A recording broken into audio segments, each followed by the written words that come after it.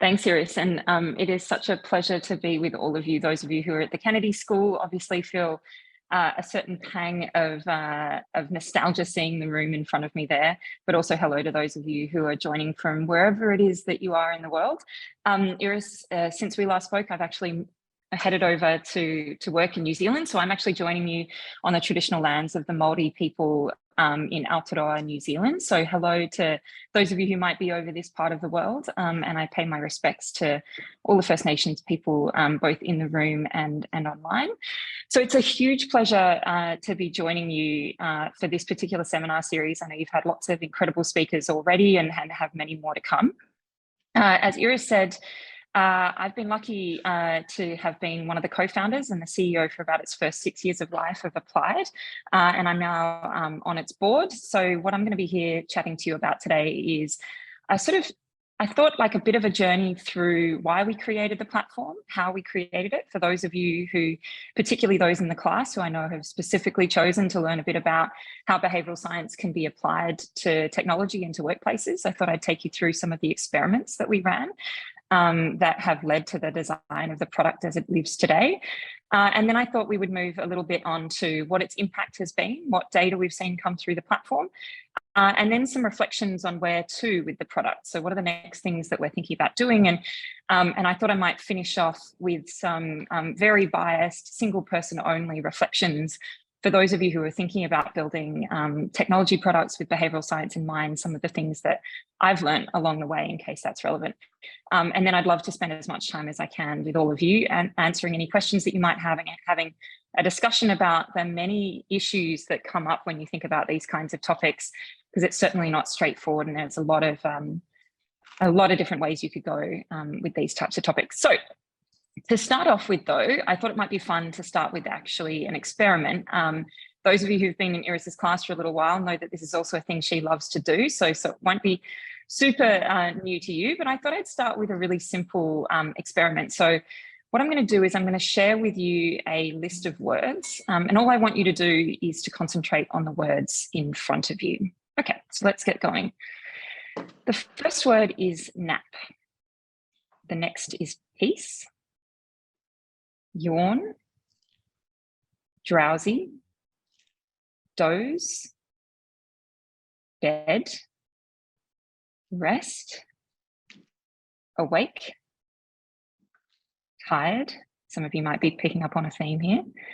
Dream, wake, snooze, blanket, slumber, and finally snore.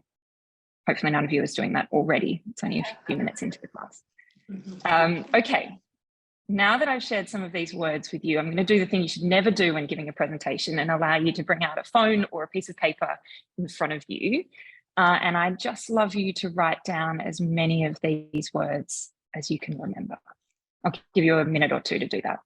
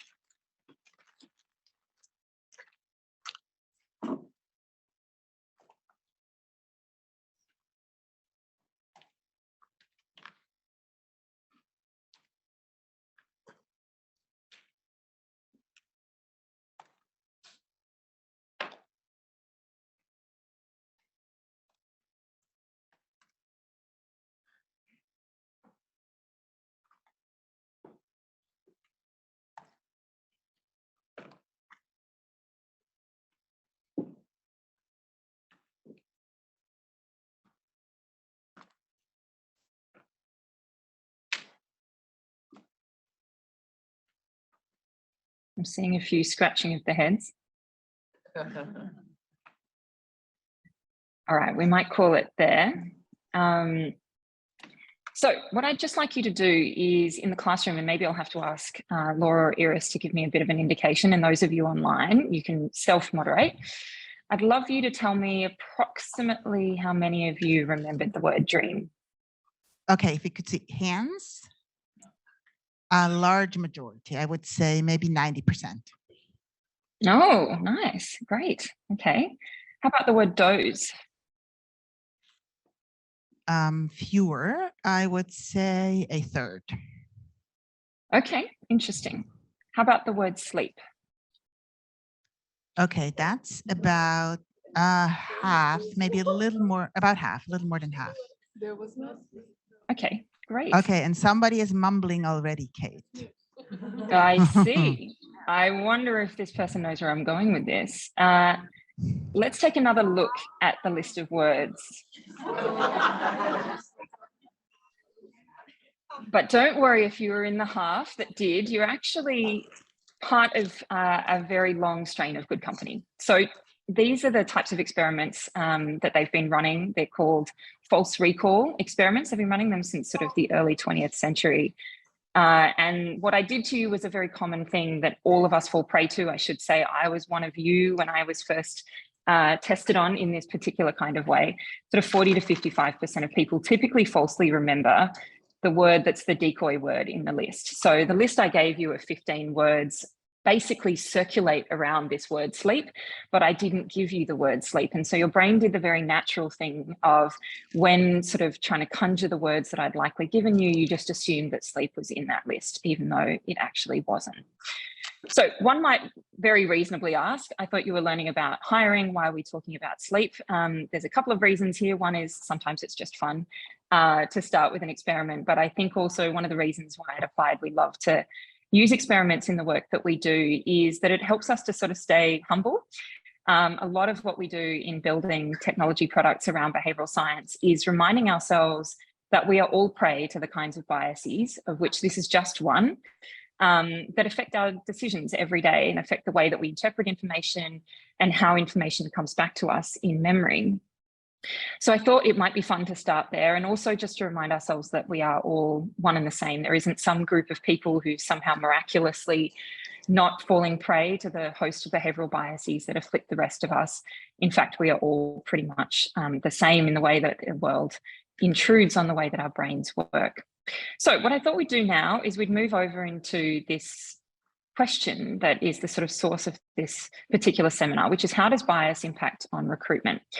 And what I thought I'd do is start with explaining a very simple experiment. Some of you might be quite familiar with this type of experiment, maybe even this exact one, as a sort of set the scene for why we care about this type of topic.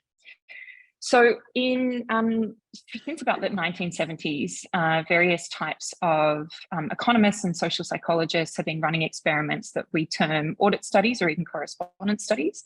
And the setup of the experiment is that we concoct a fictitious candidate to a particular job. We write out their CV or their resume and all of the relevant things that you might apply to a job with. And what they do is they take thousands of jobs across an economy in lots of different types of capacities. They pairwise match them or find equivalent jobs in different parts of the economy, and then they test out whether or not small changes to that candidate's application affect their likelihood of being called back in for interview, as a signal of that sort of first stage of the recruitment process. So in this particular example, what these researchers did, they were testing this particular version in Germany. They had 3 different fictitious candidates, but all of whom had exactly the same candidate application. So the first candidate, bless you, was called Sandra Bauer, and this was the picture on her application. Now, for those of you who are familiar with sort of continental European application processes, it's actually very common, in some cases required, that you include a picture of yourself on your application. So this is why they had a picture, and this was the fictitious candidate. So when she applied to jobs, Sandra got a callback rate of about 20%. So 1 in 5 of those jobs she got called in for an interview for, which is not too bad for those of you who've recently applied to jobs. What they did is they created a equivalent candidate and gave her the same picture, but they changed her name to Miriam Ozturk. So they went from a traditionally German sounding name to a traditionally Turkish sounding name, which is one of the larger ethnic minority groups in Germany. And you can see the rate of callback has fallen from about 20% 13% to just under 15%. So just simply changing the name at the top of the application had this quite sizable impact on her callback rate. Now, the third group that they tested was Miriam. This time she was also wearing a headscarf. And you can see the quite dramatic drop-off in the rate of callback that she got for these equivalent jobs. So what's interesting here is a lot of the studies that have been done since the 1970s have tested things like across sort of ethnic minority surnames, but here what they were also testing is intersectional disadvantage. So the kind of intersectional disadvantage of not only being Turkish, but signals of her religiosity and how much of impact and compounding impact that had on the likelihood of her being called back in for interview. So this is, as I say, just one of these experiments. There's now been probably 100 plus of these types of experiments done in lots of different types of settings all over the world. And what's sad to see is what I'm showing you here is a sort of meta-analyses of equivalent studies done in the UK context since the 1970s. And what you can see is the rate of discrimination against, in this case, Pakistani heritage applicants, again, one of the larger minority groups in the UK. And actually, sadly, what we're not seeing is any change in that rate of discrimination since the 1970s, despite the fact that I think most of us can argue that the world's changed a lot in those sort of 50 years. But it turns out actually the rate of discrimination is not tracking what we might think of as social change around multiculturalism and around unconscious bias. If you were to look at an equivalent meta-analysis done in the United States, here what I'm showing you is the callback ratio for Black applicants relative to white applicants in the United States. And you can see that white applicants are continually getting considerably higher callback rates, even with exactly equivalent applications to jobs. So what's sad to see here is that we're not seeing any real statistical decline in the rate of discrimination. We've seen a couple of studies show some evidence of that, but on a meta-analysis level, we're not seeing any statistical decline. For those of you who are Latinx, you might be interested to know that there is some evidence that there might be a bit of a decline in the rate of discrimination against those groups, but it hasn't yet hit statistical significance.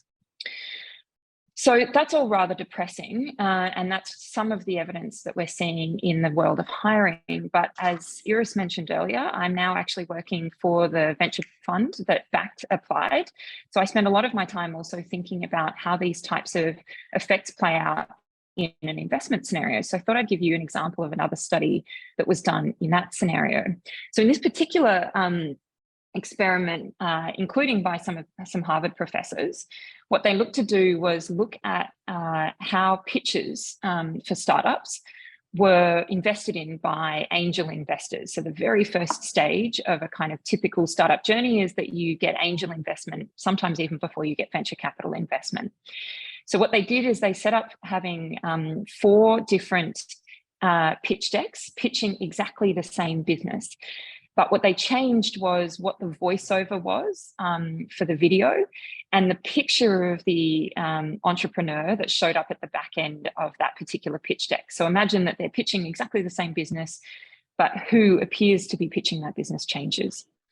So what I'm going to show you now is the likelihood that people chose to invest based on those entrepreneurs. So you can see here the likelihood to invest if you're a male entrepreneur of what they termed low attractiveness. Now, I'm not going to get into how they tested for low and high attractiveness, but bear in mind that they pre-tested sort of for a generic group of people to say, yeah, that's a good looking person or not.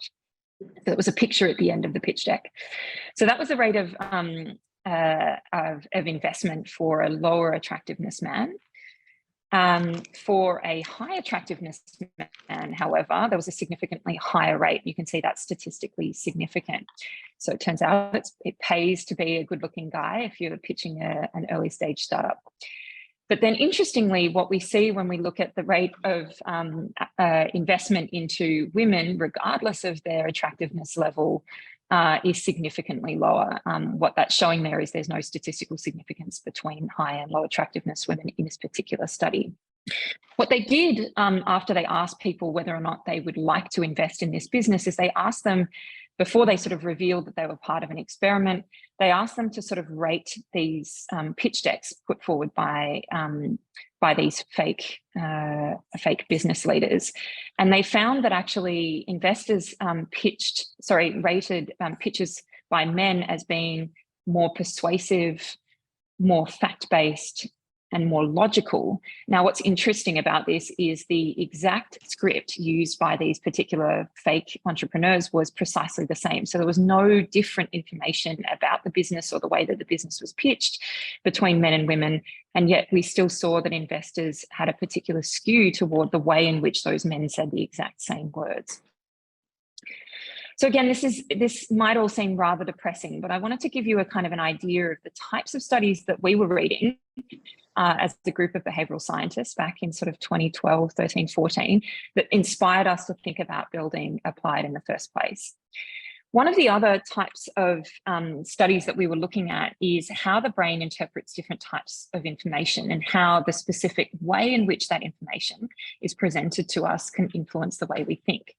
So just have a bit of a look at these two lists of these fictitious, let's say, candidates or managers or any person that you might come across.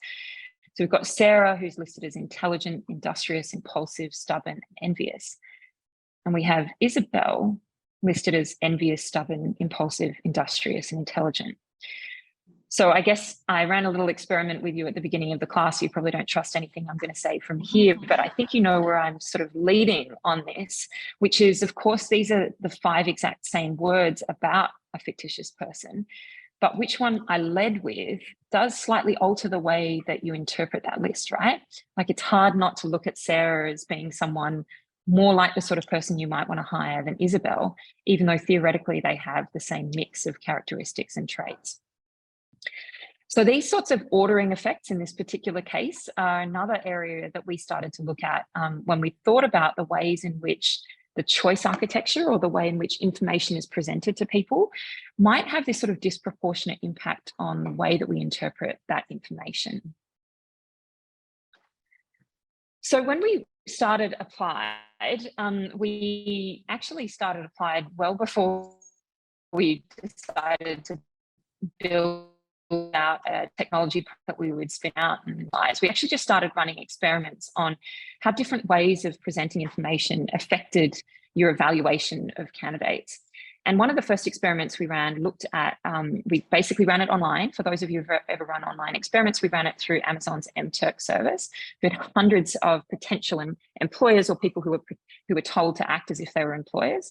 And we presented them with loads of potential candidates to evaluate. We did this looking a bit like you were evaluating a typical candidate in a hiring process. And what we did actually behind the scenes is we subtly altered the order of different candidates to different people. We also subtly changed the way in which they saw particular answers by prospective candidates. And the first thing that we found was, not unlike how I presented Sarah and Isabel to you just now, that it pays to come first. So what we found actually is that if you're a candidate in a suite of candidates being evaluated, we found that it really pays to be the first in the list. So you can see that the average score of candidates across all of the candidates that we had people evaluate was 3.35 out of 5. So we gave them a bunch of information about candidates and asked them to rate them on a scale of 1 to 5. And that was the average score. But if you happen to be the first candidate in the list, your average score was bumped up to 3.52. So essentially the early bird catches the worm. And what's interesting about that is for those of you who have names or surnames that start toward the end of the alphabet, what you may or may not know is that in a lot of hiring products, they think agnostically the kind of way of handling candidate applications is to order them by surname. So it's interesting to think about whether or not someone with a surname starting with A, and I know we've got Anisha on the line, for example, it's possible that in occasional instances she's benefited from this particular effect. When I've shared this with people, they ask me whether or not we named Applied for this very reason, a variety of other reasons why we did, but I think it actually has had an impact, because it turns out we sort of often sit at the top of lists of portfolio companies. We often sit at top of lists of different types of products that people are looking at. So I'm not gonna say I don't feel like it has a positive impact on us as well. So one of the first things we found was just being first has a benefit. And we actually saw that that trailed a little bit. So in general, being earlier in a list means that on average, even exactly the same information seems to be rated a little bit higher than others. Now, we don't know exactly what the driver of this was. We tried to test for things like fatigue effects. We thought, you know, toward the end of a group of candidate applications, maybe you just get a bit tired and as a result, you get a bit harsher in your evaluations. There's some evidence that that might be it. But actually, some of the mechanisms are also a little bit hard for us to evaluate. That was the first thing we found in this experiment. The second thing that we found is what we've sort of loosely referred to as the Nobel Prize winner effect. So what we wanted to look at here was whether or not a candidate's application is rated differently depending on whose application came just before them. So think about this as sort of like, do you get a bit of a reference effect if you come after a really fantastic candidate or a really poor candidate? And how does that affect the evaluation of you as one candidate? So in fact, we did find that there was an effect and these were statistically significant. So how much a score gets marked down following a good candidate. So let's imagine you happened inadvertently be evaluated after the best candidate in the field. We found that on average, you get this sort of bump down in your evaluation relative to how you would be seen in any other instance, just because you happen to come after someone who was particularly excellent. And the reverse seemed to hold true, though to a lesser extent, which was that if you came after a below average candidate, you tended to get a bit of a bump up in your evaluation. So it's sort of, you know, as if the evaluator unconsciously was thinking, oh, thank gosh, someone actually knows what they're talking about here after seeing a below average candidate. Now, bear in mind, we'd sort of averaged this out across a lot of different candidates, so we could actually isolate these particular effects. So what's crazy here, of course, for those of you who've ever applied for a job, is you don't know who else is applying. You certainly don't know and can't control the environment in which your application is being evaluated by those people. And it's arguably deeply unfair that these sort of small sort of chance or random effects of when your application is evaluated seems to affect whether or not those evaluators think that you are the best person for the job. So you might reasonably be asking, I've shown you effects that I've said are statistically significant, but they may not look massive to you. But what we'd actually done is we'd isolated these on individual parts of candidate applications. And then we amalgamated all of these effects and said, well, if you rolled up each of these effects per candidate, what's the actual collective sort of economic impact, to use that language, of these, individually significant effects? And we found actually they can roll up to being non-trivial. So if you collectively put all of these together, being seen first and being seen after the poorer candidates in the field can be the difference between being ranked first in the list and being ranked 12th, or 12th to 29th. And the reason why we had a bit of a look at these is when you have an average group of candidates, it's sort of typical. What we've seen on our platform is between 50 and 70 candidates typically apply for most jobs. And most of the time people do a sort of first screen of about the top 20% of those candidates.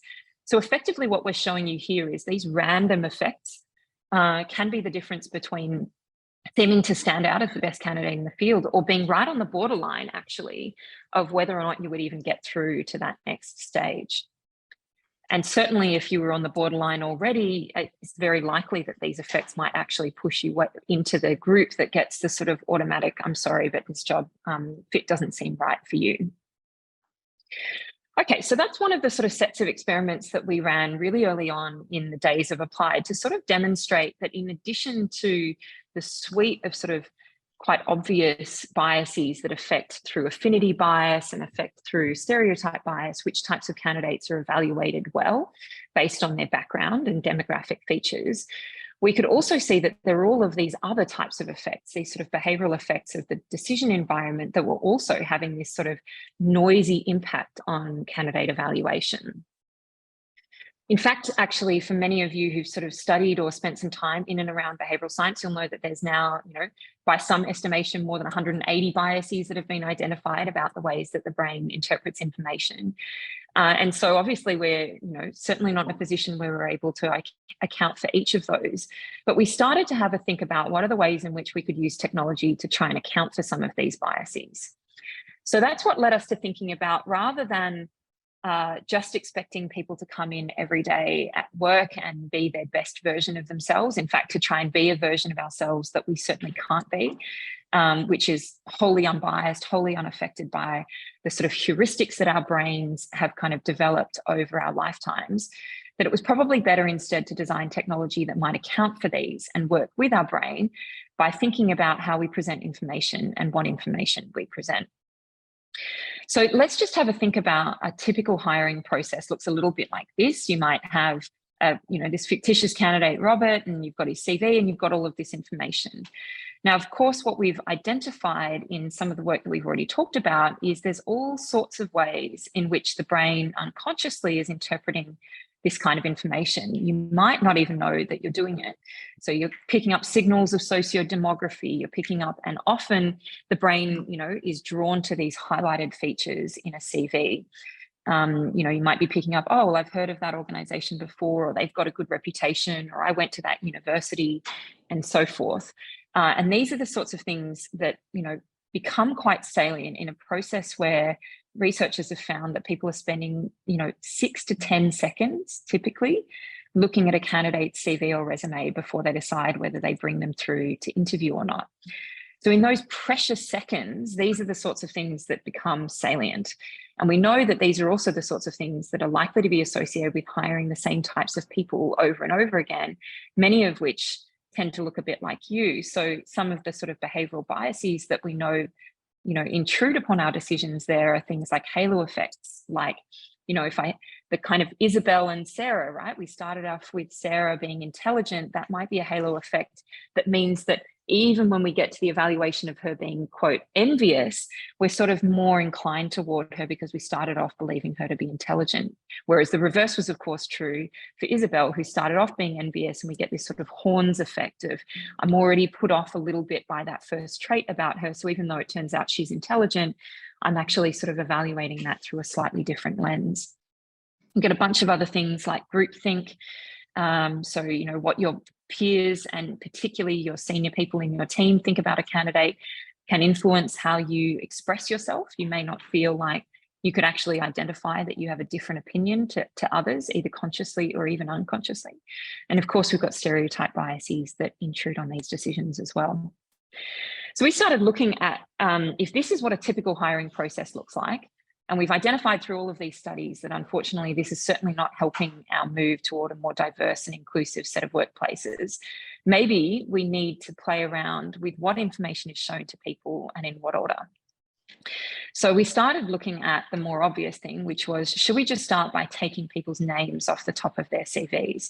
And in fact, we became the first platform in the world to do fully anonymized candidate recruitment. But as I've shown you through some of our other experiments, we didn't think that that alone was going to be doing the kind of work that we wanted to make hiring not only fairer, but also more predictive, helping people to focus on the things that really matter and removing the noise and focusing on the signal in a candidate's application. So some of the things we started to look at building is, can we build a product that tests truly what matters about a candidate? What are the real things that are going to tell us whether or not this candidate is the right fit for this particular kind of job? And can we test them on the skills that they really need for that role? Can we remove any opportunity for bias? And can we also focus on what really counts? So reshape that information. So the first thing that we wanted to do is focus on better predictors of performance. And what I'm showing you here is a meta-analysis of the types of predictors of performance. So all the things that you could get tested on in a hiring process and what seems to be better correlated with your performance on the role. So you can see at the top of the list there is actually work sample tests and structured interviews and cognitive ability tests tend to have the highest correlation with job performance. Whereas actually at the bottom of that list are things like years of education and years of experience, which of course are actually the things that end up being most salient on the CV or resume. So we decided to build a product that actually focuses more on those things that are better predictors and less on the things that are proxies of performance. Now, interestingly, just 2 days ago, I was tagged in a thread on LinkedIn. For those of you who follow Ray Dalio, he's sort of influential speaker in the sort of management space. He's done a lot of things in his career, including starting Bridgewater. And he's recently just written that he has identified that for a long time, Bridgewater, a very, very famous investment firm, was actually thinking incorrectly about talent, and that they realized that they were, inadvertently falling into all kinds of affinity biases in the way that they were doing things. And instead, over many years, they've identified that they need to be focusing on exactly what person that they were looking for, and evaluating people at a much more granular level. So it's not just us that have identified these things, or even researchers. It's starting to filter its way into management circles. So what are the sorts of things that we've thought about doing? We've thought about, swapping out the types of questions that candidates get asked for things that are likely to be a better marker of what their actual skills are. So rather than asking someone to tell you about a time when they did a thing, instead ask them to try and do the thing in a sort of short work experiment. So I'm just showing you here a couple of examples of ways in which you might do that for different types of roles. So instead of asking people, explain a time in the past when you've done a thing, which we know also correlates with people who tend to be more articulate, are better at writing star-based responses, we actually ask candidates to do the things that they would likely need to do in that role. And what we found is that that tends to correlate better with finding people who can actually do those things, not just people who have a great story about how they once did them. But also it helps you to identify people who might otherwise have been overlooked. So let's have a quick walkthrough of how Applied does this. So if this is a typical hiring process where you would have had these sort of CVs and resumes, as I've identified, actually, we're going to replace those CVs with work samples. So ask candidates to answer 3 to 5 questions. This is a typical hiring process at Applied that reflects what that day job actually is about. Then the first thing we do behind the scenes is that we anonymize all those candidates' applications. And we just show reviewers their answers to these particular questions without identifying who is whom. Now, the second thing that we do is we actually chunk up the evaluation of those candidates by question rather than by candidate.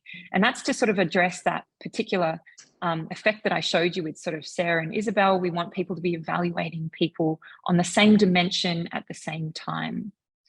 So it's faster on the brain as well to be able to do that. And it also allows us to sort of identify individual skill sets rather than skill sets that suffer from these halo and horns effects. Then what we've actually done behind the scenes, because it's cheap for us to do this, is we actually randomize the order that the candidates appear to evaluators so that we don't have this sort of first bird, early bird gets the worm type effect. We actually allow every candidate the sort of randomized opportunity to have different parts of their application reviewed at different times. And we allow different people to independently score candidate applications without seeing each other's scores. So we account for groupthink. And then we average all of those scores up. And that's what gives us, ultimately at the end of the day, this really robust assessment of which candidates are strong in which areas, and be able to identify which candidates we want to bring through to that next stage.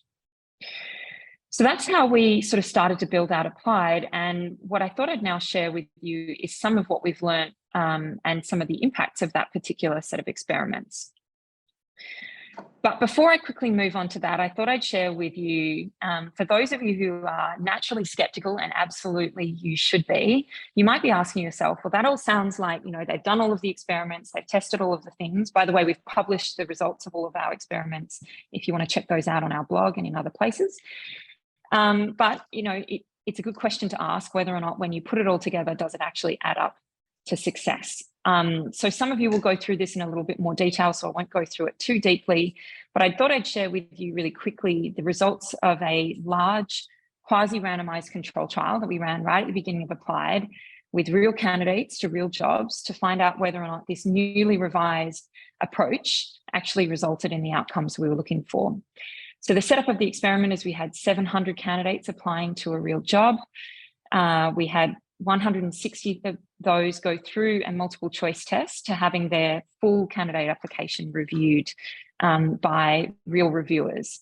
We had all of those candidates reviewed both in the kind of regular way, which was that we had their CVs as our sort of business as usual case, but we also had their work sample answers. So we had the answers to these questions that reflected the job.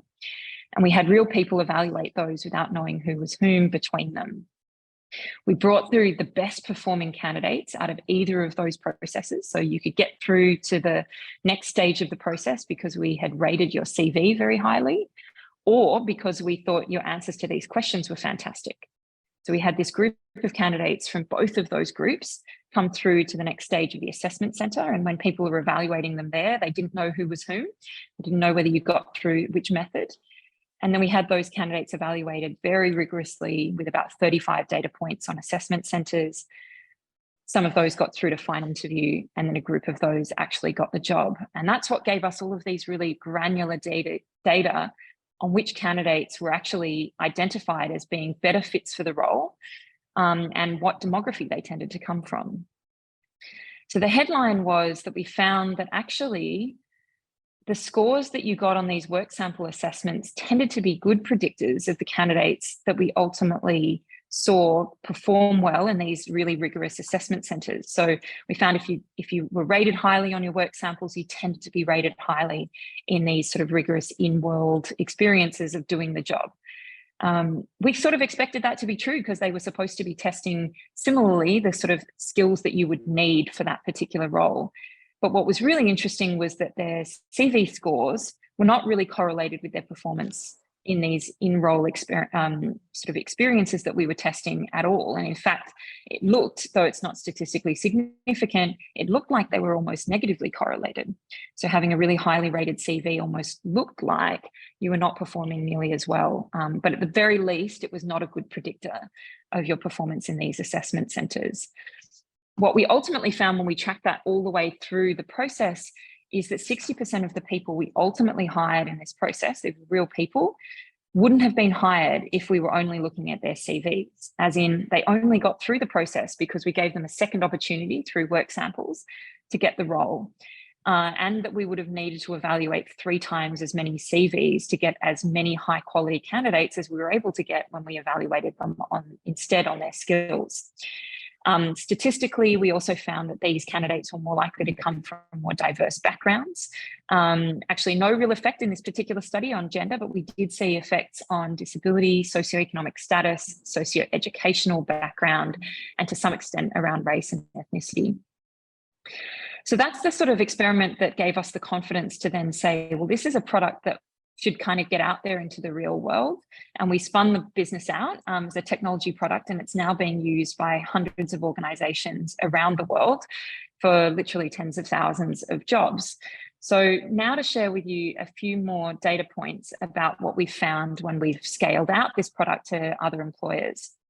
So this is a particular subset of data that I analysed looking specifically at STEM jobs, which, as many of you will know, is a particular focus for people in the labour market because we see particular areas of bias, particularly around gender and ethnicity around STEM roles. And of course, many of you would know that a lot of people believe this is sort of the future of where the economy is going in terms of the types of jobs that we'll be needing into the future. So it really matters whether or not these jobs are being offered disproportionately to some groups over others. So we pooled hundreds of roles across 40,000 candidates and more than 50 clients in STEM-related roles. And we found that actually we got sizable uplifts on our hiring processes, particularly for people of colour. So what I'm showing you here is data from the UK. The yellow bars show you what we would have expected relative to the UK population. And the blue and teal bars, different groups in the processes that we had put through applied relative to what you might have expected. So sort of 2.5 to 3.5 times as many candidates from underrepresented groups were getting roles through our platform than we would have expected otherwise. We've also seen significant uplifts in terms of women being hired and non-binary candidates being hired through applied into these particular roles. And interestingly, very strong evidence around senior roles going to women and non-binary candidates through our platform. So these are all things that obviously fuel our motivation to do what we do at Applied. But of course, it's not just bias that we were targeting. You know, I've spoken a lot about trying to help organizations choose people in a way that leads them to being better predictors of performance and being a better fit. And for you candidates who ever apply for jobs, you want to know whether these are organizations that you will thrive in. So a couple of the other things that we've also evaluated is that we get a 23% increase in first year retention. So relative to what these organisations were seeing before they used Applied, we're seeing a lot more candidates sort of do really well in that first year and actually stick around in those roles, which is a huge increase. And actually, for those of you who've ever hired, it's extremely expensive to go back and rehire if that fit isn't right. So these have very real sort of financial impacts on organisations. We've seen other things like you're much more likely to hire people from an interview based on an applied process, largely because you found someone who's already pre-selected for being higher likelihood of being great for the job. And also candidates are much more likely to accept the jobs than they were previously. And we think some of this is because part of the process of using applied allows you to sort of get a window into the role that you might not previously have had, where typically you were sort of sending in a CV and it's all a bit unclear to you what the role really cares about and what the sort of skills that you really need are. Because those are made very salient as part of the application process, you get a kind of closer idea of what that role would really look like. So we've seen a lot of candidates come back. We've actually got extraordinarily high candidate ratings. Partly that's because we also ensure every candidate gets personalised feedback on their applications, regardless of how well they do. And we see this as being an important part of the reciprocity of the product. So where to next with the product? And I'll quickly barrel through this because I want to get through to questions. But I thought some of you might be interested in what we're thinking about in terms of the next stages of the product process and some of the lessons I guess we've learned over the last 7 or 8 years that we've been applying the product in the real world. So some of the things that we're looking at the moment as a product is meeting people more of where they are. And I'm sure this will come up in the conversation and I hope it does. But for some of you, you might be thinking, well, you know, that all looks all very sort of research backed. But how do real employers respond to a product that might feel quite radically different than a hiring process that they're very used to? So some of the things that we're building into the product is making it a little bit easier for people who have the intention of removing the bias from their hiring processes, but are still somewhat more attached to the existing way in which they do things. And in particular, the use of CVs as part of their processes. So what a lot of the product team's focusing on at the moment is how do we give people a stepping stone to this work sample based process that allows them to do a process that looks and feels a little bit more familiar to them, but where we can remove as much of the bias from those existing processes as possible. We acknowledge here that, you know, switching costs are really high. You know, we get very used to doing things. We've been using CVs and resumes since, you know, the 1910s, as early as I could find it. So that's a long part, you know, that's a long time to build up a status quo bias about how we do things. And as much as I might be able to talk to people about the research around them not being as predictive and being more prone to bias, it's hard to change things that you've been doing for a really long time. So we're building out new ways of using the product to be a little more adaptable and be more of a stepping stone to that better process. The second thing that we're building at the moment is now that we've had, you know, close to 700,000 candidates come through the platform, we're able to do a better job of matching these candidates that might otherwise not have even seen a role that we think they might be a great fit for, and saying, hey, have you thought about applying for this particular role? And that's important because for many of you who've done hiring before, it's actually sourcing these candidates and attracting them to jobs is a huge strain on an organisation. And if we can help identify candidates that we think might have already been assessed as being, you know, highly skilled for a particular role but haven't yet seen your organisation, we can do that. So those are just a few things on our product roadmap. And I said I'd finally finish with sort of lessons in building a behaviourally informed product. I've said here n equals 1 because that's absolutely the case. You're just getting my personal views. But a couple of the things that I learned in building this product, particularly for those of you who might be interested in doing something similar as you leave the class, or those of you in the real world, the first thing is you can just never do too much user research. Some of the things that we built into Applied, I'll be the first to say, you know, were extremely driven by where we knew the impact would be or the outcomes of experiments that we'd run. And, you know, you hit the real world and you see that actually some users have particular attachments to particular ways of doing things. And if you can build a product that, and I sort of said at number 3 here, is know really what you stand for as a product. There are things about Applied that we will stand true to because it is too much a part of who we are as a business to want to give up on. but know that there are trade-offs associated with that. You know, if we were to build a product that people told us they wanted, we would never have applied the way that it currently is, because we're challenging some of those biases that exist in the way that the brain already operates, in the way that we evaluate candidates. But we have to be flexible in the areas that we can possibly be flexible if we want to achieve the impact in the areas that really, really matter.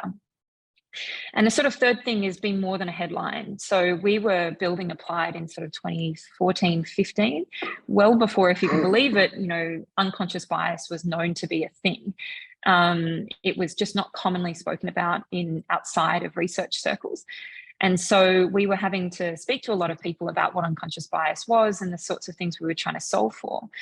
Now, thankfully, you know, through a series of things, many of them largely very, very unfortunate that have happened in the world over the last sort of 8 years, these things have come top of mind, but also they fall in and out of being, quote, trendy.